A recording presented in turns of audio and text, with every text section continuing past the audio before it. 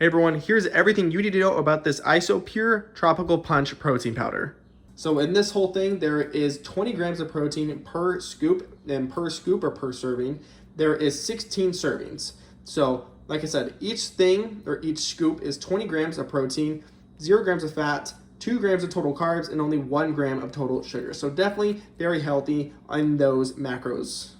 So it recommends to fill your shaker bottle up with about 10 to 16 ounces of cold water or your beverage of choice. In my opinion, I've been experimenting around with different juices and whatnot, but I just find water is the easiest. But if you have other juices like apple juice or other tropical punch juices, and you want to kind of mess around with little things like that, that would be a really good idea. I know I've experimented with sugar-free mango juice, sugar-free tropical punch, sugar-free apple juice, stuff like that, just to see if there's anything that makes it even taste even better than it does with just water.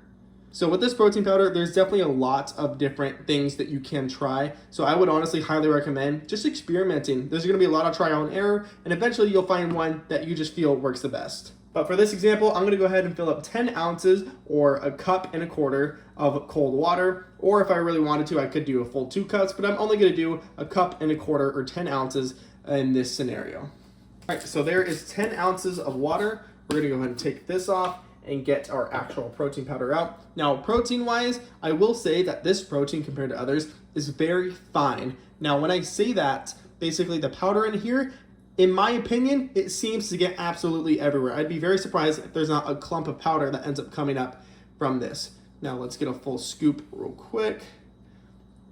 Probably about there, give or take. So let's go ahead and drop it in. And there you see all that powder. It's kind of hard to see, but yeah. Basically, the powder seems to get everywhere on my hands and sometimes on my countertops. So keep that in mind. Definitely be very, careful when you're putting your protein powder in, just because it seems to get everywhere. We'll drop our little shaker ball inside there, and we'll go ahead and cap it up. Come on now. Cap it up, close the lid, and we start shaking. So I only shake this for realistically only about 15 seconds, and it's usually all good to go. I know it looks like there's stuff coming outside just because my shaker bottle was wet before I started, but shake it up a little bit more. And we're probably about all good. Now you're probably noticing that is a lot of foam. Trust me, do what I do. Let it sit in the fridge or just out, really. It doesn't need to be in the fridge, but I like keeping it in the fridge. Let it sit in the fridge for about 10 to 15 minutes minimum. And after, the level will rise to back about that 10-inch or that 10-ounce mark.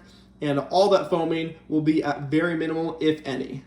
And that's about it. I'm really happy with this protein powder, and my next step is actually to try the different flavors of that exact Isopure protein powder.